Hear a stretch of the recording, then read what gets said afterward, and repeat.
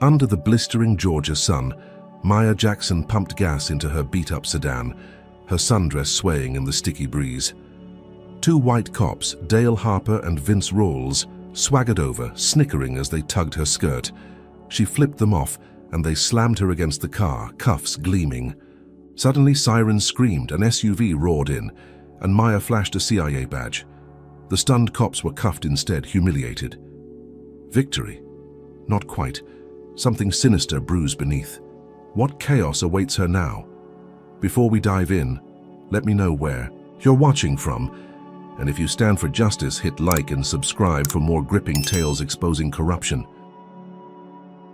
The sun dipped low over the cracked asphalt of rural Georgia, casting jagged shadows across the gas station lot where Maya Jackson had just turned the tables on officers Dale Harper and Vince Rawls.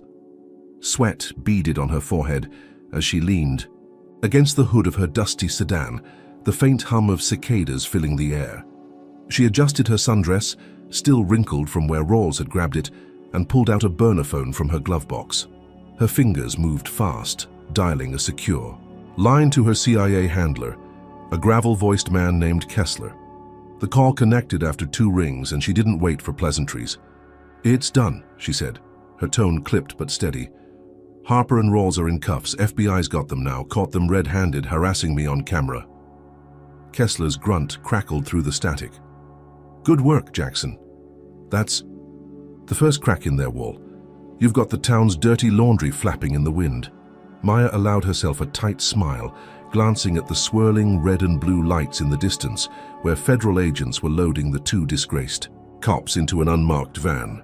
She could still hear Harper's outraged bellows, his meaty fists banging against the window, and Rawls' whiny protests about just doing their job. It felt good, clean, like the satisfaction of a well-laid trap snapping shut.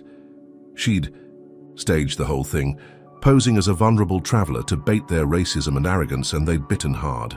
Now she thought the bigger fish would fry. Her mission had been clear from the start: infiltrate this backwater town, population 8,000, and dig up proof of a drug ring festering within the police department.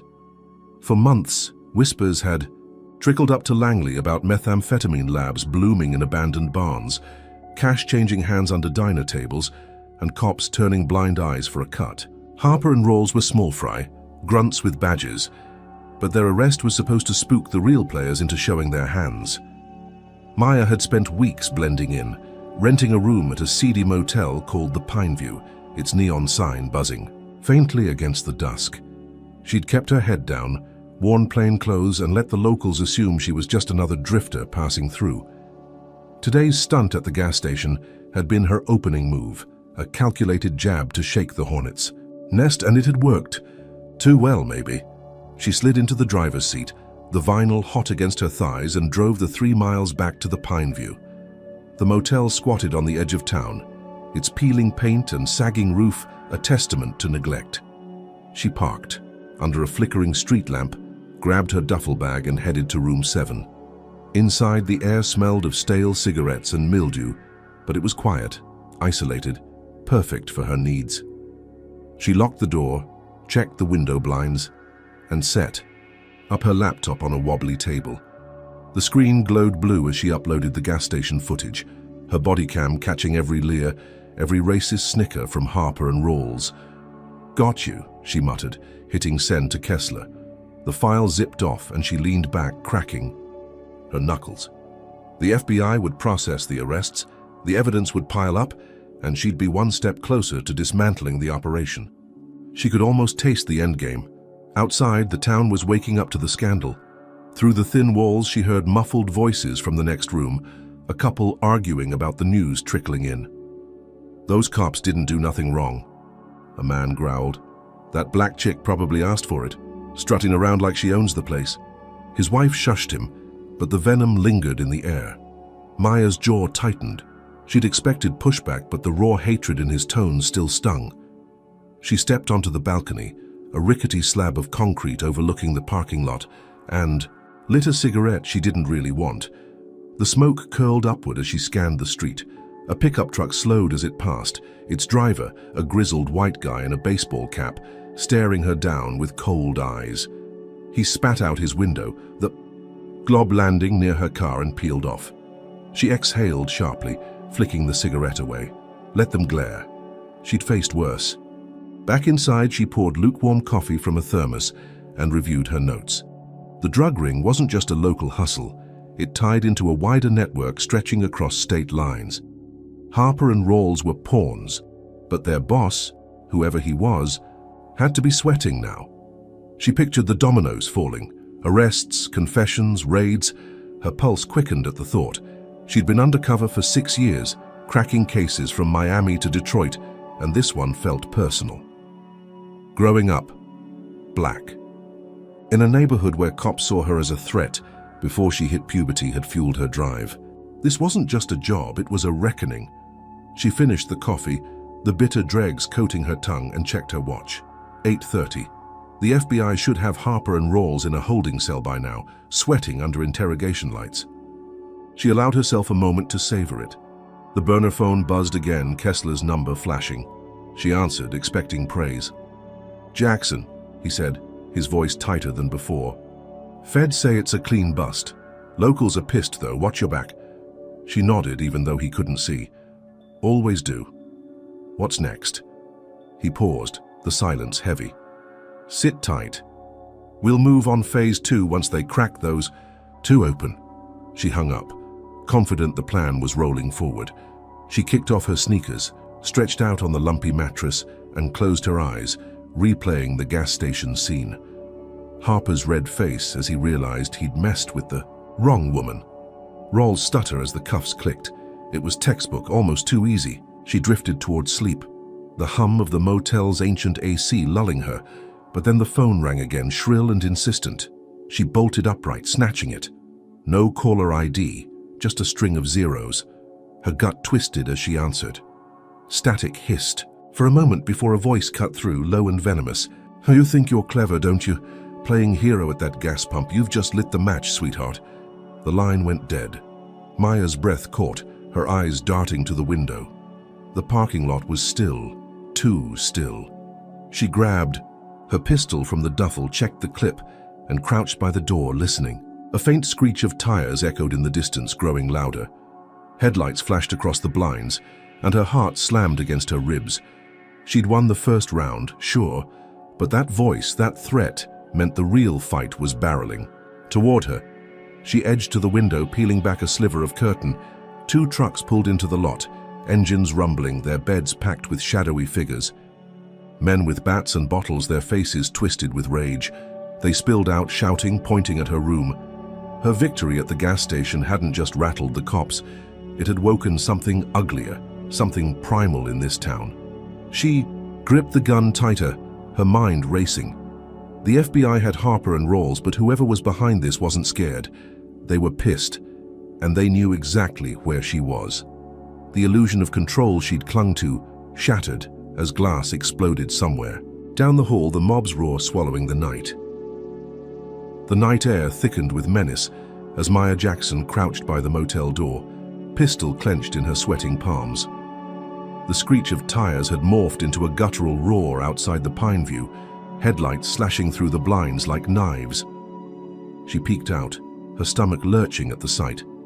2 pickup trucks disgorged a dozen men, their silhouettes hulking against the sodium glow of the street lamp. Bats swung lazily in their hands, bottles glinted with amber liquid, and their voices rose in a jagged chorus of hate.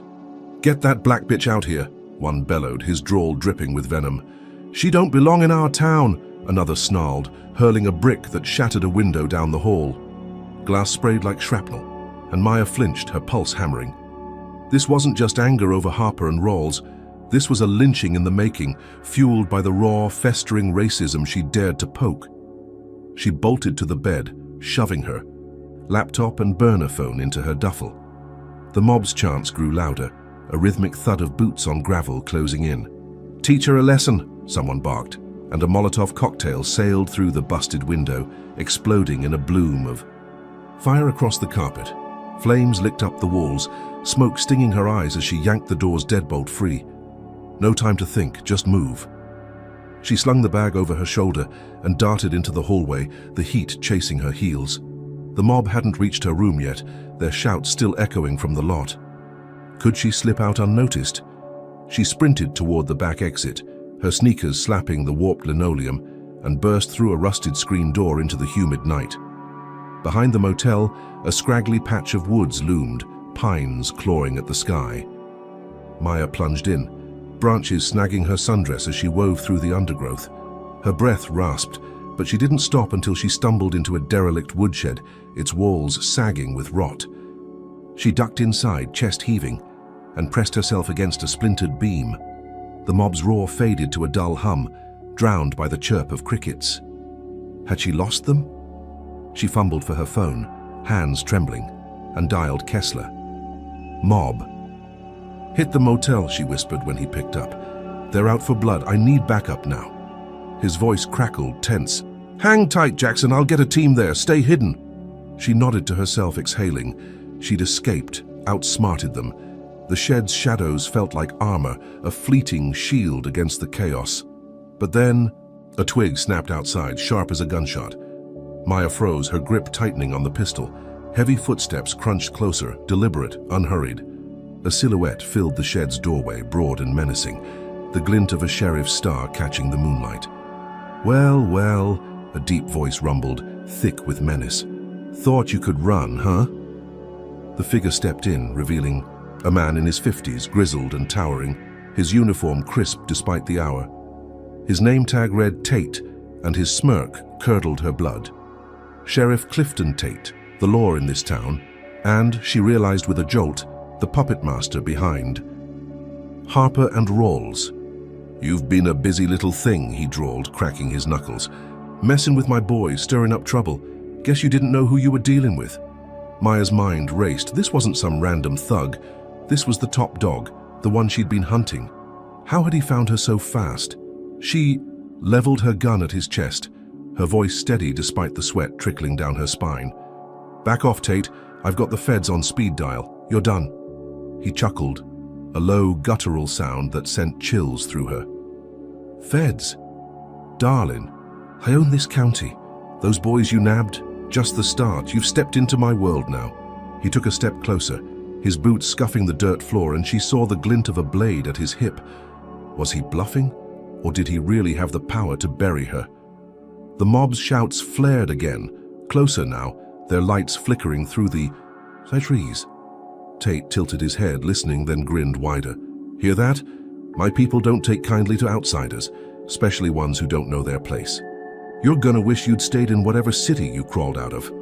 Maya's jaw clenched. Their place? The racism wasn't just in the mob. It oozed from Tate himself, a man who saw her skin as a crime.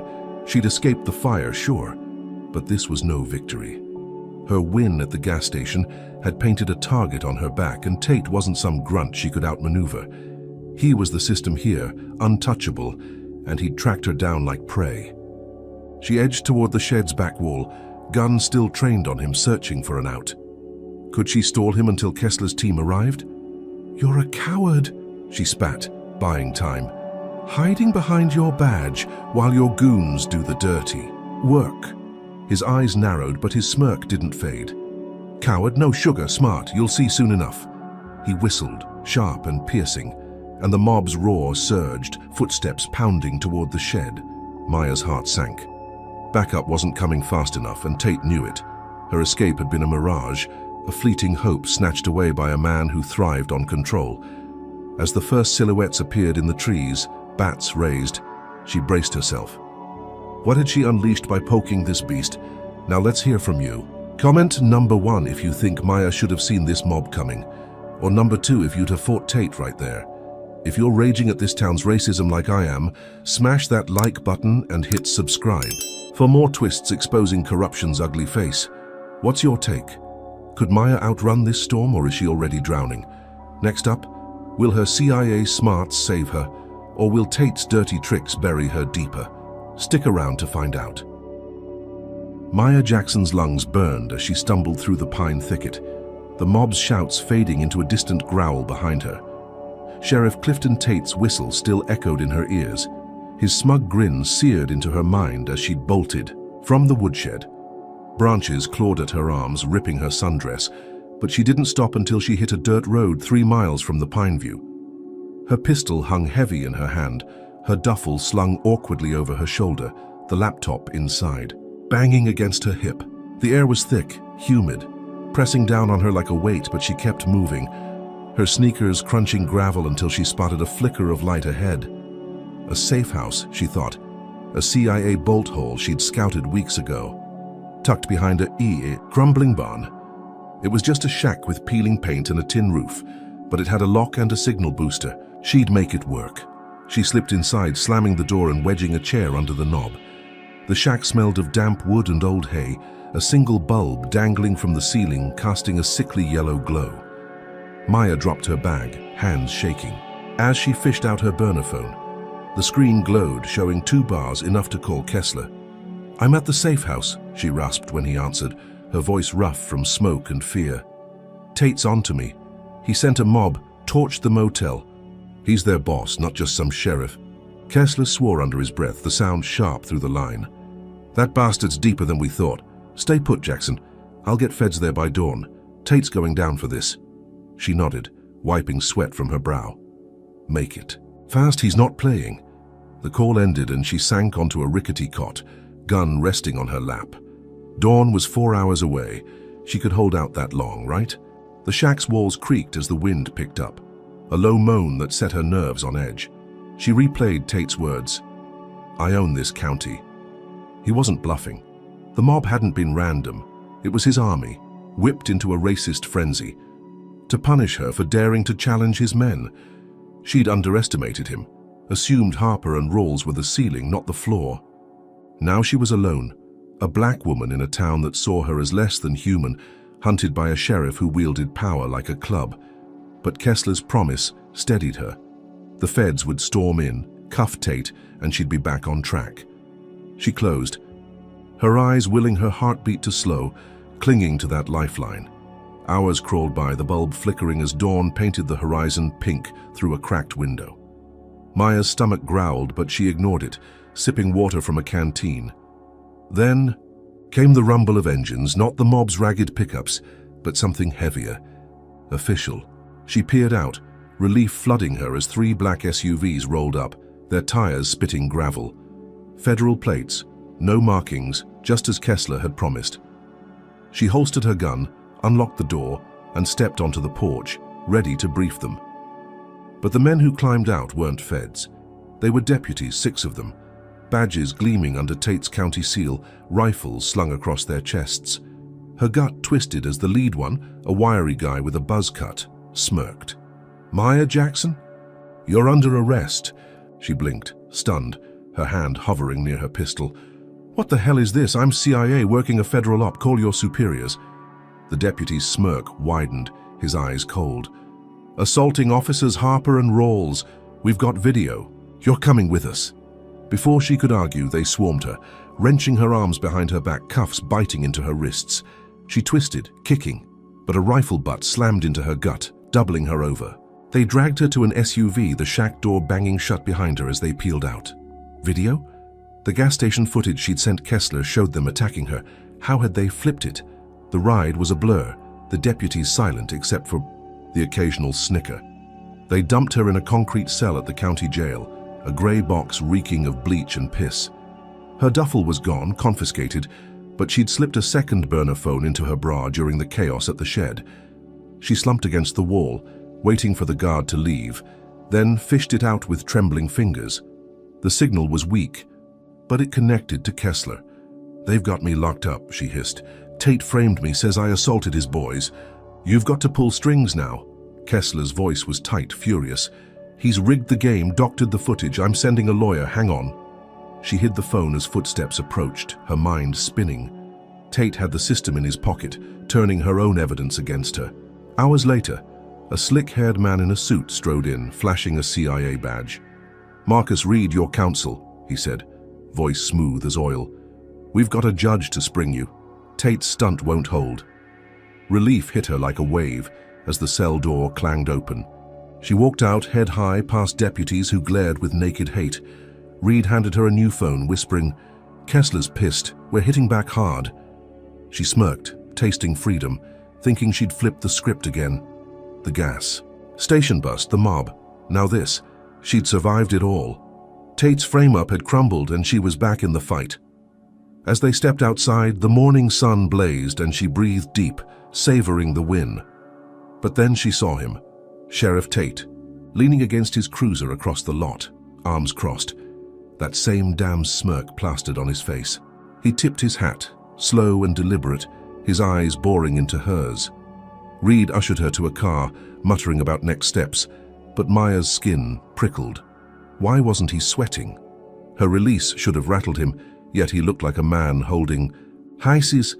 She slid into the passenger seat, glancing back as Tate lit a cigarette, the flame flaring in the daylight. Her win felt hollow, a trap she couldn't see yet. He'd let her go too easy, and that meant something worse was coming, something she couldn't outrun. Maya Jackson sat rigid in the CIA lawyer's sedan, the engine humming as they sped away from the county jail. Sheriff Clifton Tate's smirk lingered in her rearview vision, a dark promise glinting in the morning sun. Marcus Reed, behind the wheel rattled off plans, his polished voice cutting through her unease. "Kessler's got a team assembling. We'll bury Tate with the gas station footage, show the feds his game." Maya nodded, her fingers drumming the armrest, but her gut churned. The jail cell's bleach stink still clung to her sundress, and Tate's calm rattled her more than his mob ever had. She'd walked free, sure, but his eyes said this wasn't over. The sedan pulled into the Pineview Motel's lot, now a charred skeleton after the fire, and she winced at the blackened husk of her room. Reed handed her a key to a new unit, number 12, saying, "Lay low, we've got this." She stepped out, the gravel crunching underfoot, and headed inside, locking the door behind her. The new room was a mirror of the old, damp and dim, with a TV bolted to the wall, flickering to life as she flipped it on. A local news channel blared, and her breath caught. Her face filled the screen, a grainy still from the gas station, her sundress hiked up as Harper and Rawls pinned her. The anchor, a pinched blonde with a syrupy drawl, leaned into the camera. "Breaking news, Maya Jackson, a supposed drifter, viciously attacked two of our town's finest officers today. Sources say she's a radical with a grudge. Stirring. Chaos in our peaceful community." Maya's jaw dropped, her fists clenching. Attacked them. The footage she'd sent Kessler showed the truth. Crystal clear. How had they twisted it this fast? The anchor smirked, adding, "Witnesses claim she's a thug, unfit for civilized society." A white-hot rage surged through her, the racist label slicing deep. She grabbed her burner phone, dialing Kessler as the broadcast cut to a protest outside the motel. A crowd of white faces, maybe 50 strong, waved signs scrawled with slurs. "Go back where you came from," and "No place for her kind." Kessler picked up, his voice tight. "I see it, Jackson. Tate's cousin owns that station. They've hacked your body cam feed, edited it to hell. We're countering. Hold tight." She paced the room, the TV showing a burly man in a trucker hat spitting at her image. "She's a menace," he roared, and the crowd cheered, their hate a living thing. Maya's skin prickled. This wasn't just a smear, it was a call to arms. She'd humiliated Tate's boys, and now he'd weaponized the town's racism to paint her as the villain. The door rattled under a sudden pounding, and she flinched, grabbing her pistol. Through the peephole, she saw 3 men, faces flushed, with booze and fury, one clutching a bat. "Come out, you coward!" they yelled, kicking the frame. She braced herself, ready to fight, but a siren wailed nearby, scattering them into the dusk. Her pulse thudded as she sank onto the bed, the TV still droning.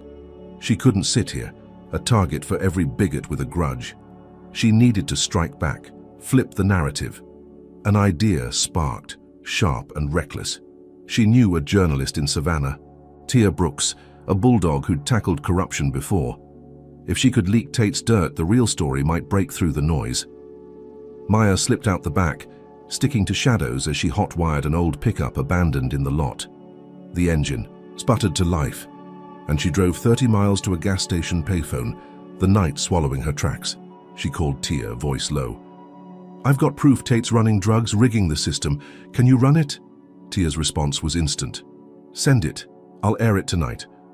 Maya uploaded the unedited gas station clip and a file on Tate's drug ties from her laptop, her second win tingling in her chest. She ditched the truck and hiked back, slipping into the motel as the sky lightened. By noon, Tia's report hit, a bombshell on a rival channel. Sheriff Tate linked to meth ring harasses CIA agent. Footage rolled, Harper and Rawls exposed, Tate's name in bold. He was detained, cuffed on live TV, and Maya exhaled, a grin tugging her lips. But the triumph soured fast. Hours later, sirens screamed again, not for her this time. She flipped the TV back on, and her heart sank. Tia's studio was a smoking ruin, flames licking the sky as a reporter stammered, "Arson suspected after a damning exposé." The camera panned to a crowd, the same protesters from earlier, chanting Tate's name like a hero. "She lied!" they screamed, hurling rocks at firefighters. Tia was gone, vanished, no word on her fate. Maya's stomach twisted. Her leak had hit hard, but Tate's retaliation hit harder. Then the news ticker flashed. Sheriff Tate released. Evidence under review. He strode out of the station, free again, his grin wider than ever as he faced the cameras. That agent's a fraud. She'll pay for her lies. Maya's hands shook as she clutched the phone, dialing Kessler again. "Tia's studio's gone, Tate's out. What the hell happened?" His silence stretched. Then he growled. "He's got pull. Deeper than we thought." They torched it to "Kill the story, stay sharp." The line cut and she stared at the screen, Tate's voice echoing. "She'll pay." The crowd outside swelled, their chants now a war cry, signs swapped for torches. Her counterattack had backfired, lighting a match under a town already primed to burn. She'd thought she'd regained control, but Tate had turned her weapon into his, and the cost was rising.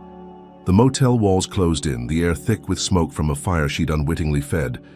"Now, let's get your take. Comment number 1 if you think Maya should have kept that leak quiet, or number 2 if you'd have risked it too. If this racist smear's got you boiling, hit like and subscribe to catch every twist of this fight. Was Tia's fate a shock, or did you see Tate's claws coming? Next up, how far will he go to break Maya? And can she protect what's left? Stay tuned for the reckoning. Maya Jackson stood frozen in the Pineview Motel's smoky room, the TV's glow casting jagged shadows across her face as Sheriff Clifton Tate's taunt, "She'll pay," looped in her mind. The torched studio, Tia's disappearance, and the mob's escalating fury outside were a gut punch, but a new dread clawed at her. Her burner phone buzzed, the screen flashing an unknown Atlanta number. She answered, her voice a rasp. "Who's this?" A shaky sob crackled through. "Maya, it's Lena. They're after me." Her sister's panic hit like a freight train. "They posted my address online, called me your niggerkin. I'm scared." Maya's blood ran cold, the racist slur echoing the mob's hate. Tate wasn't just coming for her. He was striking deeper. She grabbed her duffel, the pistol's weight a grim comfort, and bolted from the motel. The night swallowed her as she hotwired another junker from the lot, an old Chevy with a coughing engine. Atlanta was 300 miles north, a 4-hour haul if she floored it. She did, the speedometer climbing past 90, tires screaming on the empty highway. Her mind raced faster than the car. Lena, her baby sister, 28, and a nurse had nothing to do with this. They'd grown up dodging cops in a crumbling neighborhood, promising each other a way out. Maya had made it, but now her fight had dragged Lena into the crosshairs. She dialed Kessler mid-drive, the phone wedged against her shoulder. "Tate's targeting my sister," she snapped. "Get her out now." He swore, promising a team, but the line cut as she hit a dead zone. The city skyline loomed at 2 a.m., sodium lights smearing the windshield. Lena's apartment sat in a quiet suburb, a brick box with peeling trim. Maya parked a block away, scanning the shadows. A black SUV idled across the street, its engine off, windows dark. Her gut screamed trouble, but she crept closer, pistol drawn. She texted Lena, "Back door now." Seconds later, her sister slipped out, a duffel slung over her scrubs, eyes wide with terror. "They've been circling all night," Lena whispered, clutching Maya's arm. "Said they'd make you pay through me." Maya hustled her to the Chevy, relief flickering as they peeled out. She knew a safe house 2 hours east, an old farm off the grid. They'd hole up there, wait for Kessler's team. She'd saved her, hadn't she? The highway stretched dark and endless, Lena's breathing steadying beside her. Maya kept one eye on the rear view, the other on the road. At a gas station 50 miles out, she pulled over to refuel, the night still as death. Lena stepped out to stretch, and Maya's phone buzzed again, Kessler this time. "Team's en route," he said, "ETA 30 minutes. She exhaled, leaning against the pump, the nozzle clicking as it filled the tank. They'd made it. She'd outrun Tate's reach, protected what mattered most. But then, headlights flared behind her, a pickup roaring into the lot, its bed packed, with men in hoods. Her heart stopped as one lobbed a Molotov cocktail, the bottle arcing straight for the Chevy. The explosion rocked the night, flames swallowing the car in a blinding roar. Maya dove, tackling Lena to the asphalt as glass rained down. Screams split the air, her sister's and her own, as the attackers leapt from the truck, crowbars gleaming. "That's for your uppity sister," one bellowed, slashing at Lena's. Honda parked nearby, scrawling "nigger lover" in red paint across the hood. Maya fired twice, dropping one, scattering the rest, but the fire raged, licking toward the safe house plan in her mind. She dragged Lena away, her sister's arm blistered from a stray ember, tears streaking her face. "I can't lose you," Lena sobbed, and Maya's chest cracked open, guilt and rage warring inside her. They staggered to a ditch, the flames a beacon behind them, and Maya's phone buzzed again, an unknown number. She answered, dread pooling. Tate's voice slithered through, thick with glee. "Pretty little sister, huh? Next time she's ashes, you don't mess with my town." The line died, and Maya's hands shook, cradling Lena as sirens wailed in the distance. Kessler's team arrived, a black van disgorging agents who doused the fire and hustled them into safety. Lena clung to her, burned but alive, and Maya's jaw set hard.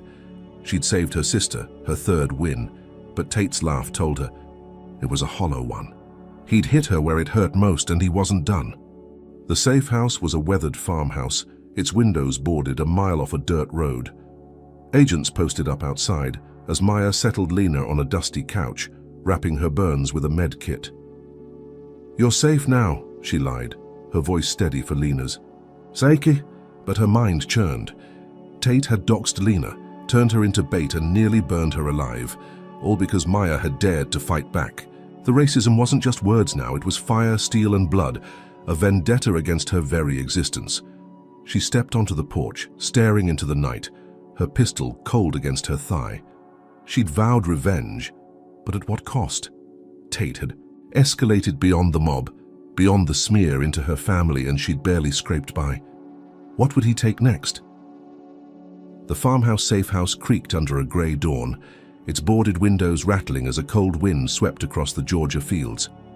Maya Jackson stood over her sister Lena, who slept fitfully on the couch, her bandaged arm a stark reminder of Tate's arson. The CIA agents outside patrolled in silence, their rifles glinting in the weak light, but Maya's nerves buzzed like live wires. Sheriff Clifton Tate's threat, "Next time she's ashes," looped in her skull, a promise of more. The pain. She'd saved Lena barely, but the cost was etched in her sister's whimpers, in the charred wreckage of their escape. Her burner phone vibrated on the rickety table, Kessler's name flashing. She snatched it, her voice low. "Tell me you've got something." His gravelly tone cut through. "Big guns, Jackson. CIA task forces rolling in. Tate's empires. About to crack." Relief flickered, fragile but real. She stepped onto the porch, the air sharp with dew, and watched 3 black SUVs crest the horizon, dust billowing behind them. The lead agent, a wiry woman named Carter, climbed out, her buzz cut and steely gaze screaming authority. "Agent Jackson," Carter said, shaking her hand. "We've got warrants, intel, the works. Tate's mansion's our target, drug labs, payoffs, it's all there." Maya's jaw tightened, a grim smile tugging her lips. This was it, the hammer. To smash Tate's throne. She briefed Carter on the gas station, the mob, the smear, Lena's attack, every racist blow he'd landed. Carter nodded, her team fanning out to prep. By noon they rolled out, Maya riding shotgun in Carter's SUV, adrenaline surging. Tate's mansion sprawled on a hill 10 miles west, a gaudy pile of white columns and red brick, guarded by pines and a wrought iron gate. The task force hit it like a storm, battering rams splintering the oak doors, agents swarming with shouted commands. Maya kicked in a side entrance, pistol drawn, and found herself in a plush study, mahogany shelves stuffed with ledgers. She ripped one open, her eyes scanning rows of numbers, meth shipments, bribe totals, names of dirty cops. Jackpot. Upstairs, Carter's team hauled out crates of white powder, bags of cash, and hard drives, while choppers buzzed overhead, broadcasting the raid live. Tate stumbled out in cuffs, his face purple with rage, snarling slurs at the black agents. "You'll never take me," he spat, but the cameras caught it all. Maya watched from the lawn, her third win unfolding on every screen in Georgia. Okay. Exhaled, the tension in her shoulders easing as Tate was shoved into a van. The news ticker flashed. "Sheriff Tate arrested in massive drug bust." Carter clapped her shoulder. "Solid work, Jackson, he's done."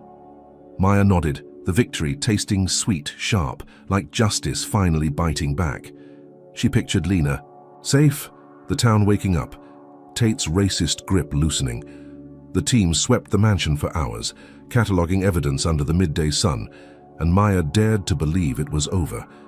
She climbed into an SUV, heading back to the safe house, the radio crackling with updates, public outrage, calls for reform. She closed her eyes, letting the hum of the engine lull her. Had she finally broken him? But the peace shattered 3 hours later. She'd barely stepped into the farmhouse, kissing Lena's forehead, when her phone buzzed with Kessler's panicked voice. "Tate's out. Lawyer pulled strings, evidence mishandled. Get out now." Her stomach dropped, the room spinning. Out? She flipped on the TV, and there he was, strutting from the jail, his smirk a blade. "Planted lies," he told reporters. "That black wannabe hero's finished." Before she could process it, a deafening boom shook the earth. She ran outside, smoke rising from the horizon where the task force base sat 5 miles away. Carter's voice crackled over a radio, frantic.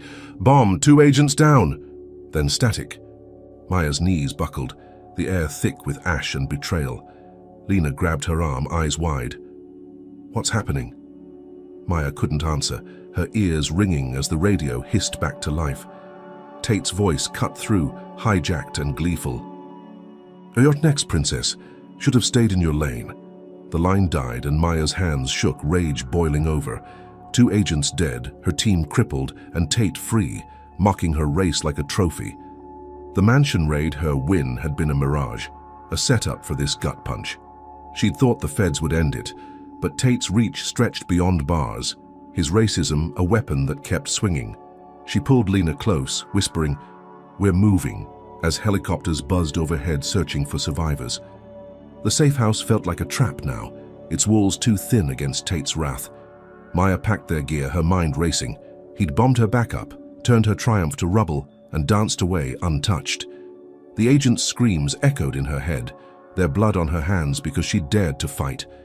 She'd underestimated him again, assumed the system would hold, but it bent for him, not her. As they slipped into the night, Lena trembling beside her, Maya's resolve hardened. Tate wanted her broken, but she'd burn his world down first. Yet his laugh lingered, a promise of worse to come. How deep did his power run? Now let's hear your voice. Comment number 1, if you'd have trusted the feds like Maya, or number 2, if you'd have seen Tate's escape coming a mile away. If this bombing's got your blood pumping, hit like and subscribe to ride this roller coaster to the end. Was Tate's counterstrike a shock, or did his smirk tip you off? Next up, will Maya's fight turn inward, or can she claw back from this abyss? Don't miss what's brewing. The night swallowed Maya Jackson and her sister Lena as they fled the farmhouse safe house. The distant plume of smoke from the bombed CIA task force base, a grim marker on the horizon. The old Chevy's engine sputtered, its headlights carving, a shaky path through Georgia's backroads. Lena's bandaged arm rested limp in her lap, her breath shallow with shock, while Maya gripped the wheel, her knuckles whitening. Sheriff Clifton Tate's voice, "You're next, princess," rang in her ears, a taunt laced with racist venom that fueled her fury. 2 agents dead, her team shattered, and Tate free again, his bomb a middle finger to her fight. She'd thought the feds were her lifeline, but now she doubted everything. Her burner phone buzzed, Kessler's number flashing. She answered, voice tight. What now? His gravelly tone was clipped, unnaturally sharp. Stand down, Jackson. That's an order. Political heat's too high. Tate's got friends in D.C. pulling strings. We're pausing the op. Maya's stomach lurched, the words a punch. Stand down. He just killed our people. Lena's burned. I'm hunted and you're bailing. Kessler sighed, heavy and final. It's bigger than you. Stay off grid. Let it cool. That's all I've got. The line went dead and she hurled the phone against the dash, plastic cracking.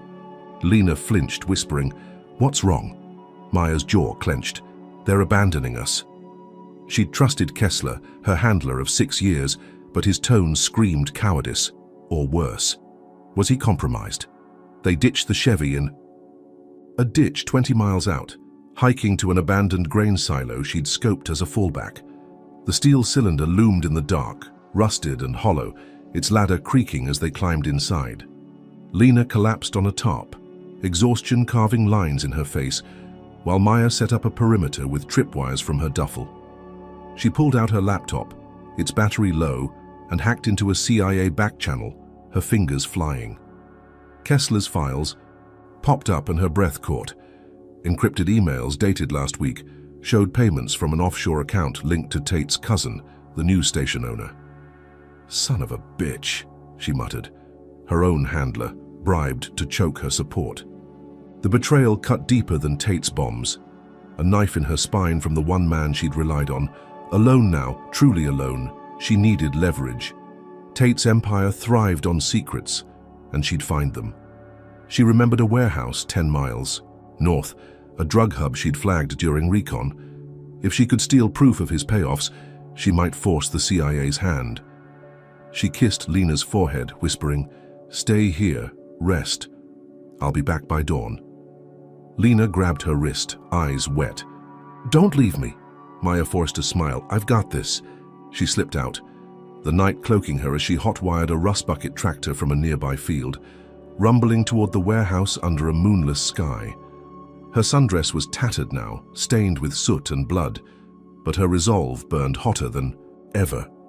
The warehouse squatted behind a chain-link fence, a concrete box with flickering security lights. Maya cut the tractor's engine a half-mile out, creeping through tall grass, her pistol ready. She scaled the fence, dropping silently into the yard, and jimmied a side door with a hairpin. Inside, the air stank of chemicals, crates stacked, high with meth bricks. She found a back office, its desk littered with papers, bank slips, names, dates, Tate's payoffs to cops, judges, even feds, all in black and white. She snapped photos with her phone, her fourth win pulsing in her chest. This was dynamite, enough to blow his network wide open. She uploaded the files to a dark web Dropbox, emailing the link to every major news outlet she could ping, her breath hitching with each send. The story broke by morning, screens across the country lighting up with headlines, Sheriff Tate's corruption exposed in leaked docs. She watched it spread from a diner's TV 30 miles away, sipping stale coffee as Lena slept in a booth. Tate's face flashed, grim and silent as pundits raged. Maya smirked, thinking she'd clawed back control. But the diner's door swung open, and a man in a suit strode in, his CIA badge gleaming. Agent Jackson, he said, voice flat. You're suspended, effective now. Rogue actions leaking classified intel. Her coffee mug slipped, shattering on the floor. What? She choked. He handed her a letter, signed by Kessler, branding her a loose cannon. Turn in your gear, you're done. Before she could argue, tires squealed outside, and the windows exploded in a hail of gunfire. She tackled Lena under the table as a hit squad burst in, 6 men in tactical vests shouting, Where's the black bitch? Bullets tore through. The diner, glass and wood splintering, the racist slur a whip crack in the chaos. Maya fired back, dropping 2, her training kicking in as she dragged Lena toward the kitchen. Blood streaked her arm from a graze, but she pushed through, shoving Lena out a back door. They ran, bullets pinging off dumpsters, until they hit a drainage culvert, collapsing in the mud. Her leak had trended, sure, but Tate had flipped it, framing her as a traitor with Kessler's help. The CIA cut her loose, and now his killers were closing in. She clutched Lena, panting, the culvert's damp chill seeping into her bones. The suspension letter crinkled in her pocket, a death sentence in ink. Tate's voice from the bomb replayed, "You're next." He'd turned her own agency against her, his racism a megaphone shouting she didn't belong. She'd stolen his, secrets thought she'd won, but this was his checkmate, a hit squad to finish what the bomb started. Lena's sobs shook her, and Maya's eyes hardened. She was bloodied, betrayed, but not broken. Tate wanted her isolated? She'd fight dirty. Now no rules, no backup. What else could he take when she had nothing left? The drainage culvert's muddy water soaked Maya Jackson's knees as she crouched beside Lena, the echo of gunfire fading into the Georgia night. Her arm throbbed from the graze, blood mixing with grime, but her mind burned hotter than the pain. Sheriff Clifton Tate had turned her leak into a noose, framing her as a rogue CIA agent, and Kessler's betrayal had unleashed a hit squad that nearly ended them in the diner. Lena's quiet sobs cut through the silence, her bandaged arm trembling against Maya's side. The suspension letter crumpled in her pocket felt like a death warrant, but she wouldn't break. Tate wanted her isolated, hunted, erased. She'd hit him where it hurt most. His pride, his power, his public mask. She wiped mud from her face, whispering, "We're not done yet," and pulled Lena to her feet, eyes scanning the dark for an out. They stumbled through the culvert, emerging near a truck stop 15 miles from the diner's wreckage. Maya hot-wired a battered van, its engine coughing as she drove toward a plan forming in her gut. Tate thrived on control, his racist empire built on fear, but she'd seen a town hall scheduled tonight, a live broadcast where he'd play the victim. If she could hack it, air his crimes to thousands, she might spark a revolt. She parked behind a gas station, using her laptop's last juice to tap a CIA satellite feed. Lena watched, pale and shaky, as Maya's fingers danced over the keys, cracking the broadcast's signal. "What are you doing?" Lena asked, voice small. "Ending him," Maya replied, uploading the warehouse files, the gas station clip, every shred of dirt she'd stolen. The town hall loomed in a civic center 20 miles south, a brick box packed with Tate's loyalists. Maya slipped in through a service door, Lena hidden in the van with a burner phone. The crowd buzzed inside, a sea of white faces chanting Tate's name as he took the stage, his uniform crisp despite the chaos he'd sown. "That agent's a liar," he bellowed, fist pounding the podium. "She framed me, but I'm still here." The feed cut and Maya's hack hit, her fifth win exploding across the screen. His voice swapped for hers, a pre-recorded confession. "Tate runs drugs, kills feds, targets me because I'm black and won't bow." The warehouse docs flashed, payoffs in bold, followed by the gas station footage, unedited and raw. Gasps rippled through the room, then shouts, fists rising. Chaos erupted. A burly man in a plaid shirt lunged at Tate, screaming, "You sold us out!" Others joined, chairs toppled and fists flew as the crowd turned. Maya watched from the wings, heart pounding, as deputies dragged Tate off stage, his face bloodied, cuffs snapping on. The broadcast beamed it live, thousands seeing his fall, phones lighting up with outrage. She slipped out, adrenaline surging, thinking she'd flipped the script. Back in the van, Lena hugged her, tears streaming. "Did it work?" Maya nodded, a grin breaking through. "They've got him now." She drove them to an abandoned mill 30 miles east, its rusted gears groaning in the wind, a hideout to catch their breath. The news blared on a stolen radio. "Tate arrested amid riot." She exhaled, daring to hope. Had she finally cracked his armor? But dawn brought a nightmare. The radio crackled, a reporter's voice trembling. "Violence erupts after Tate's arrest. Militia storms town targeting minorities in revenge." Maya's stomach dropped as footage streamed online, her phone shaking in her hand. Men in camo, Tate's loyalists, rampaged through streets, lynching her supporters in a racist frenzy.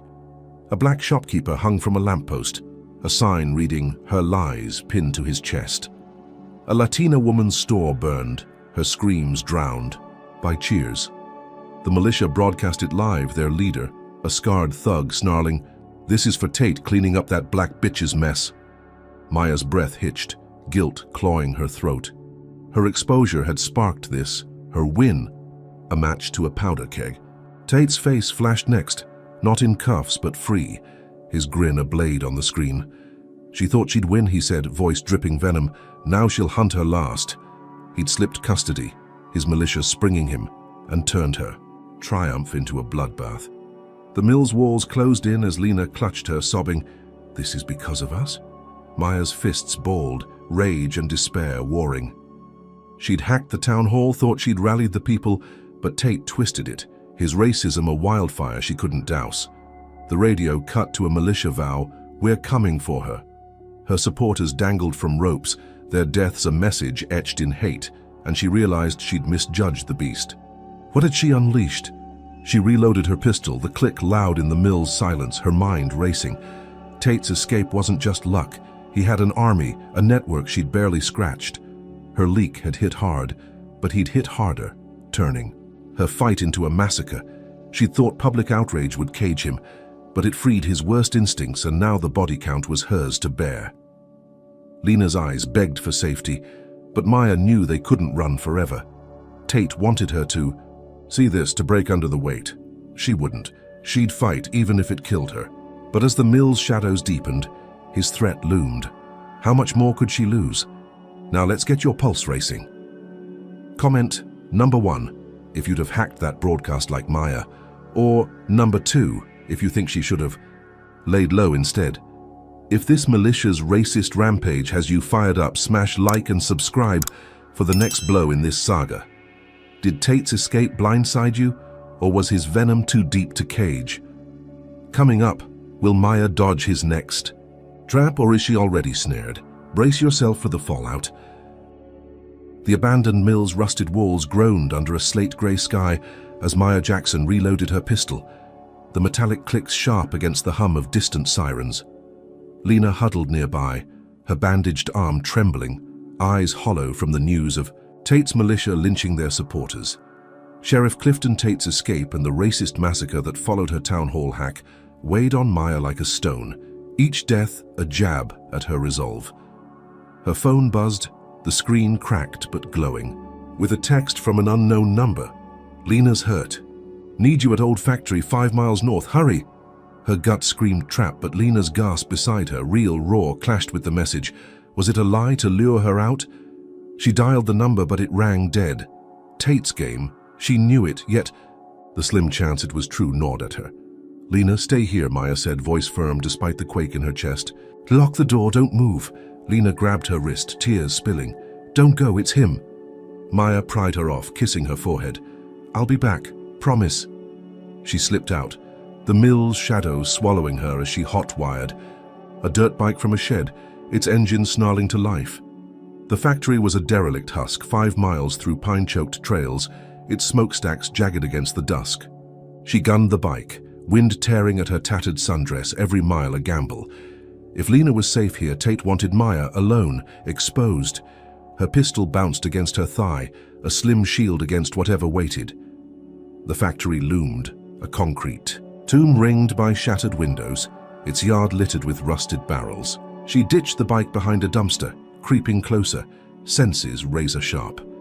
The air stank of oil and rot, silence pressing down until a faint whimper broke it. Lena. She edged inside, gun raised, and found nothing but echoes bouncing off cracked walls. Then boots scuffed behind her and she spun, too late. 5 men in militia gear materialized, faces masked, crowbars and chains in hand. "Got her!" one barked, lunging. Tate's trap snapped shut, no Lena, just his goons. She fired, dropping one, but a chain lashed her wrist, sending the pistol skittering. They swarmed, fists slamming her ribs, a knee cracking her jaw. "Black.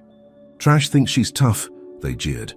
Their racism a venomous thread in every blow. They dragged her, bloodied and gasping, to a loading dock, its floor pocked with grease stains. A pit yawned below, 10 feet deep, lined with jagged rebar.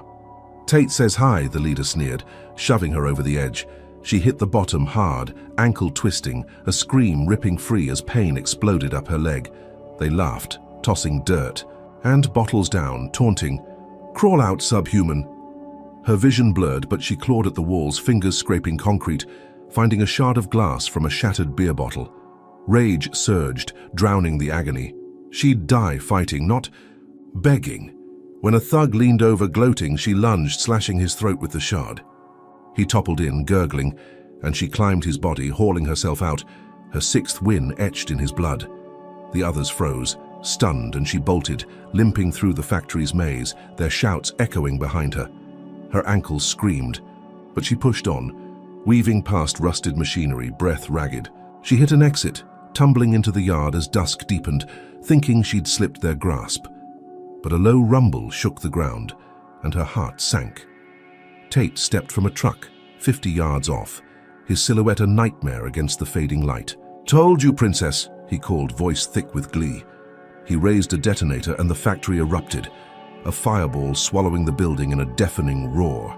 The blast hurled her forward, heat searing her back, shrapnel slicing her arms. As she crashed into a ditch, alive but barely. She lay there, ears ringing, blood pooling beneath her, the militia's cheers a distant hum. Tate's boots crunched closer, his shadow looming as he peered down, smirking. "Thought you'd outsmart me. Lesson learned." He spat, the glob, landing inches from her face, and turned away, assuming her dead. His truck roared off, leaving her in the dirt, the factory's wreckage smoldering behind her.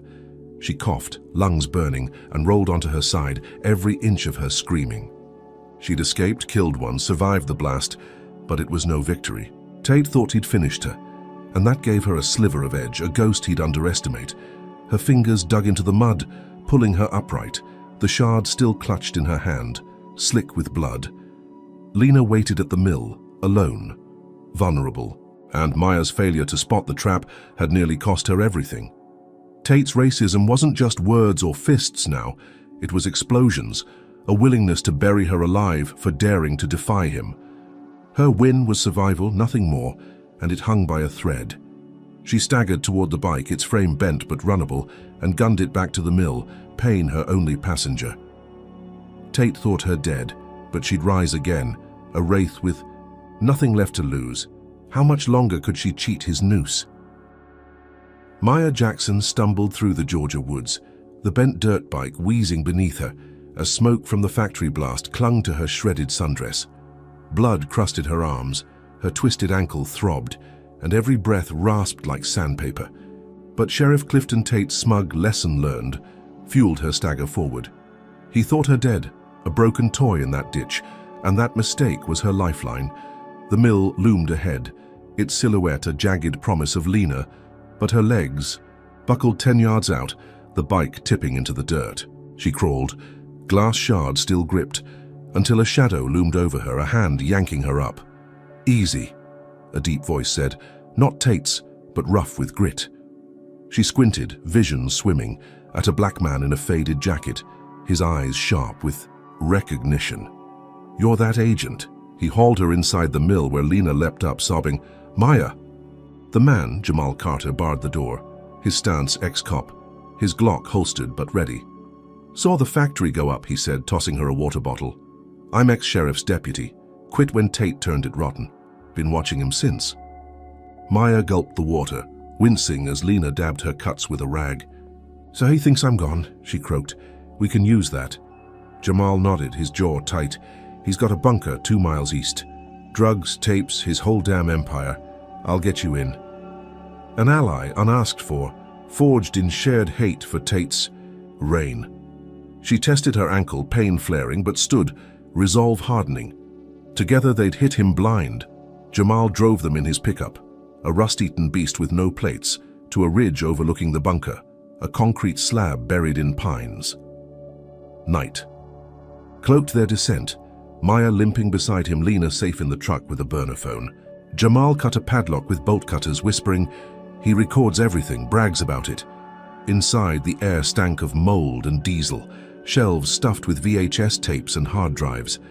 Maya rifled through, finding one labeled Payoffs 24.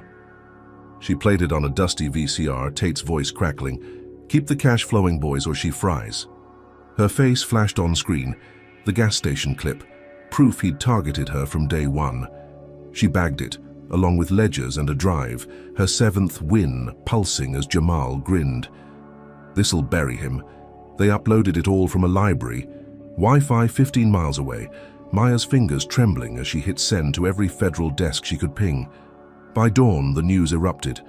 Tate's secret tapes leak, drug empire exposed.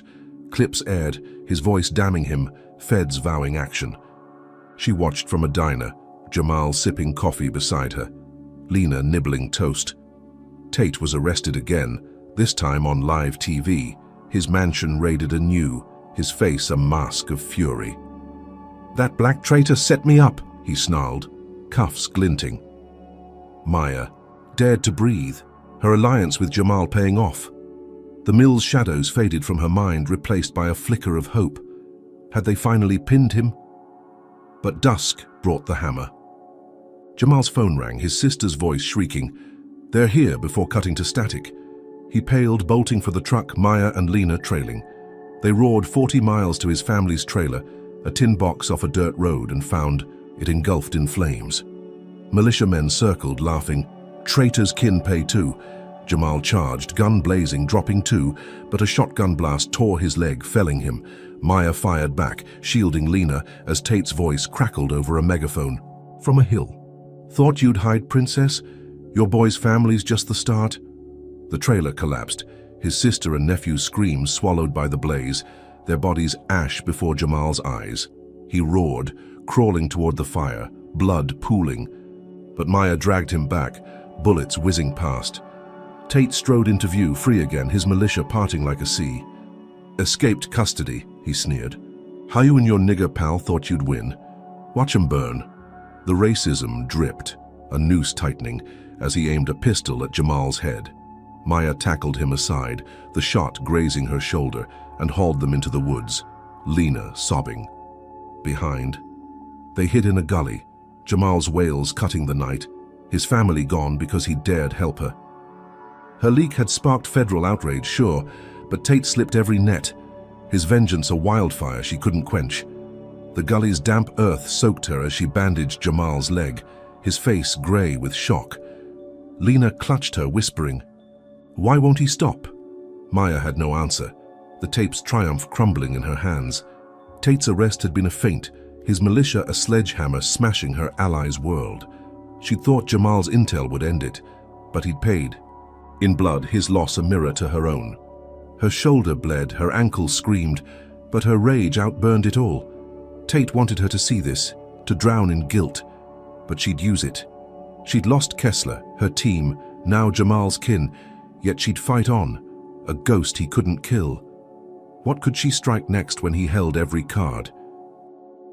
The gully's damp chill seeped into Maya Jackson's bones as she crouched beside Jamal and Lena, the distant glow of his family's burning trailer a scar on the Georgia night. Sheriff Clifton Tate's taunt, "Watch 'em burn," echoed, his pistol shot still stinging her shoulder, a graze that bled into her tattered sundress.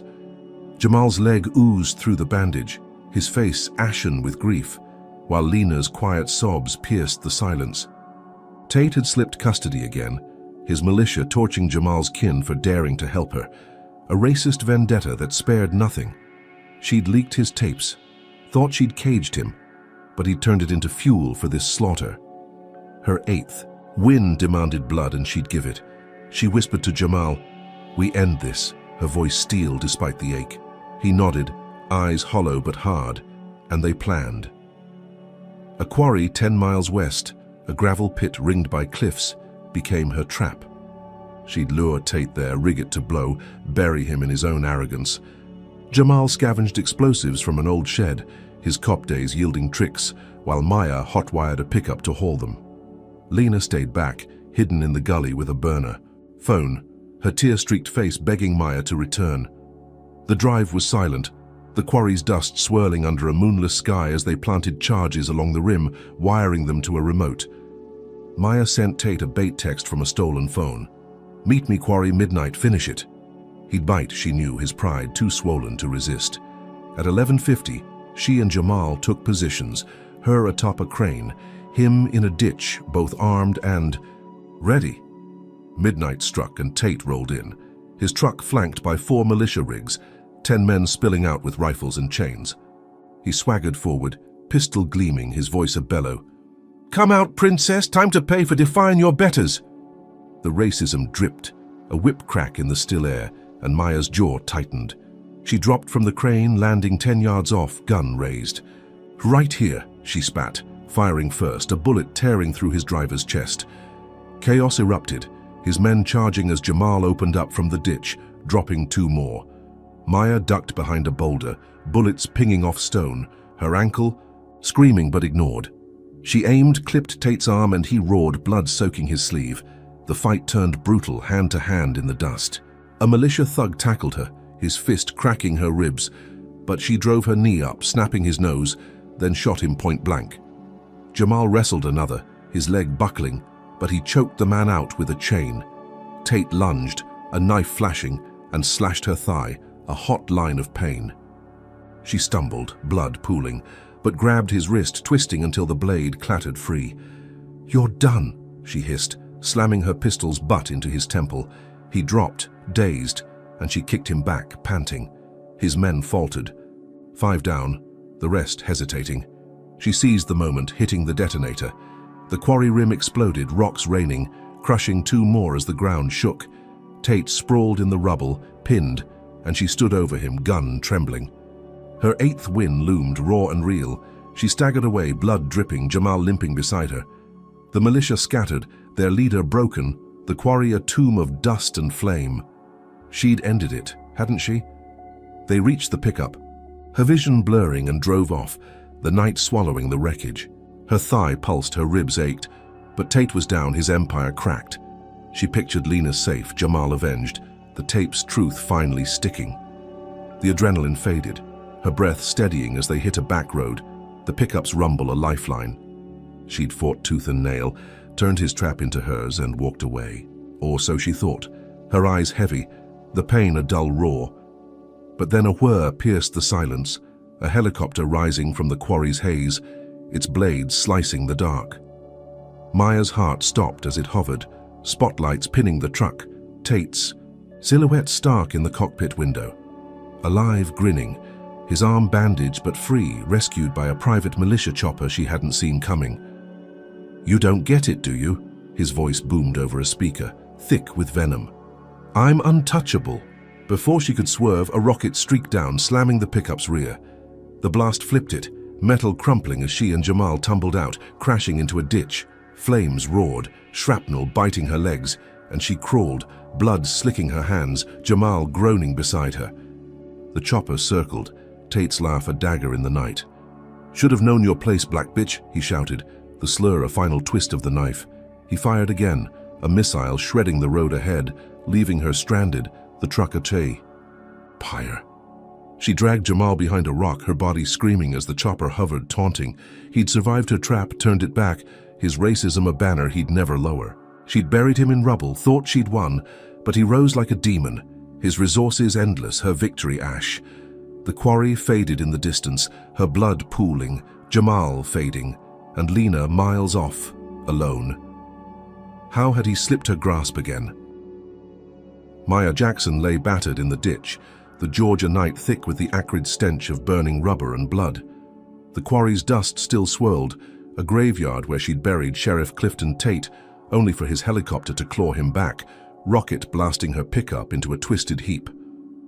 Her thigh oozed from his knife, her shoulder stung from the graze, and shrapnel peppered her legs. But she dragged Jamal's limp form behind a rock, his pulse faint under her trembling fingers. Lena waited miles away, alone, and Tate's taunt, "Should have known your place," rang like a death knell.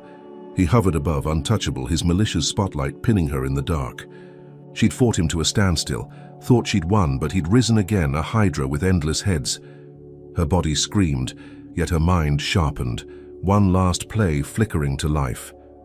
She fumbled for her cracked phone, its screen spider-webbed, but glowing and hit record, blood smearing the glass. "This is Agent Maya Jackson," she rasped, voice raw but steady.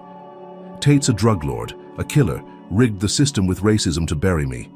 Warehouse tapes, mansion raids, it's all true." He bombed feds, burned my sister's life, lynched a town. Don't let him win. She uploaded it to a dark web Dropbox, pinging every news desk, every fed she'd ever known. Her 9th win, a desperate Hail Mary. The chopper's roar grew louder, Tate's silhouette looming as she staggered up, dragging Jamal toward a creek bed, her sundress a rag of blood and soot. She'd expose him, even if it killed her. The video hit airwaves by dawn, screens blazing with her bruised face, her words a thunderclap. Sheriff Tate's empire crumbles, headlines screamed, clips of his taped confessions looping beside her plea. Protests flared, feds swarmed Georgia, his mansion sealed, his accounts frozen. Maya collapsed in the creek, Jamal beside her, water soaking their wounds as sirens wailed in the distance. She smiled, faint and fleeting, her breath shallow. The world saw him now, cornered, his racist reign cracking under her final blow. Choppers buzzed, not his this time, but federal, their lights sweeping the quarry's ruin. She'd done it, hadn't she? Her eyes fluttered shut, exhaustion claiming her, the creek's cold a mercy against her pain. But then boots splashed nearby, and her lids snapped open, too late. Shadows loomed, not feds, but Tate's militia, 6 men in black dragging her from the water. Her phone slipped free, sinking as they hauled her up, Jamal groaning behind. Tate stepped forward, alive, his arm in a sling but his grin a blade. "Nice try, princess," he sneered, snatching her chin. "Thought you'd play martyr." She spat blood in his face, weak but defiant, and he laughed, wiping it off. "You're a terrorist now. That video? My spin." He waved a tablet, her confession twisted, edited to paint her as a rogue planting lies, a black radical who'd bombed the feds herself. News tickers shifted. Agent Jackson, terror threat confirmed. Her stomach plummeted, the world flipping. Upside down. He'd framed her, turned her truth into his weapon, his racism a megaphone drowning her out. The militia zip-tied her wrists, Jamal's too, and dragged them to a black van, its doors slamming like a coffin lid. Tate leaned close, breath hot with tobacco. "You defied your betters and now you rot." The van roared off, hours blurring as they crossed borders, jungle heat seeping through the metal. She woke in a black site cell, a concrete box with no windows. Jamal gone, her injuries untreated. Chains bit her wrists and a guard smirked through the bars, tossing her a rag. "Terrorist scum," he muttered, the slur unspoken but loud. Days bled into weeks, her story rewritten by Tate's machine. Headlines branded her the villain, her CIA badge stripped, her name a curse. Tate surfaced overseas, a free man in some lawless haven, his grin plastered on smuggled TVs she glimpsed through guards' hands. "Justice served," he'd crowed, his empire intact, her fight ash. Lena's fate gnawed at her, no word, no hope, while Jamal's silence screamed death, or worse. She'd exposed him, rallied the world, but he'd flipped it, his wealth and hate outpacing her every move. The cell's damp walls closed in, her body wasting, yet her eyes burned, unbowed. She'd lost everything, hadn't she? The guard slid a tray of gruel under the door, his boots echoing away, and Maya stared at the ceiling, cracks tracing her fractured fight. She'd started at that gas station, a spark against Tate's darkness, and burned through mobs, smears, bombs, betrayal. Each win had crumbled. Each blow he'd returned harder. His racism a system she couldn't break. Her confession had lit a fire, but he'd doused it with lies, locking her here while he thrived. Justice didn't bend for her. A black woman who dared too much. It bent for him, a monster cloaked in power. Her fingers traced the shackles, cold and final, but a whisper lingered in her mind. One day, somehow, she'd rise. What would it take to claw back from this grave? Maya Jackson's harrowing journey in Police Officers Have Fun, touching the skirt of a black woman, shocked to learn she's a CIA agent, offers raw lessons about resilience, systemic racism, and the cost of fighting power. First, it shows that courage can ignite change, even when the odds stack high. Maya's relentless push against Sheriff Clifton Tate's empire sparked outrage and exposed corruption, proving one voice can ripple through silence. Yet, it also reveals a bitter truth. Systemic racism doesn't bend easily. Tate's ability to twist every victory, arrests, leaks, raids, into her defeat underscores how deeply prejudice embeds in institutions, shielding the powerful while crushing the defiant. Her blackness wasn't just a target, it was fuel for his hate, a lesson in how identity can weaponize injustice. Second, alliances matter, but they're fragile. Jamal's sacrifice and Lena's peril highlight the personal toll of resistance, teaching that no fight is solo, yet every gain risks loss. Finally, the story warns that truth alone isn't enough. Maya's confession rallied the world, only for Tate to flip it, framing her as the villain. It's a stark reminder. Power rewrites narratives and justice demands more than evidence. It demands unyielding will. Her cell-bound end isn't defeat. It's a call to keep clawing, even from the dark. So what's your takeaway? Comment below. Did Maya's fight inspire you, or did Tate's triumph infuriate you? Hit like if this tale gripped you, subscribe for more stories of grit, and share to spread the fire. Thanks for riding this brutal roller coaster with us. Here's to strength in every battle ahead.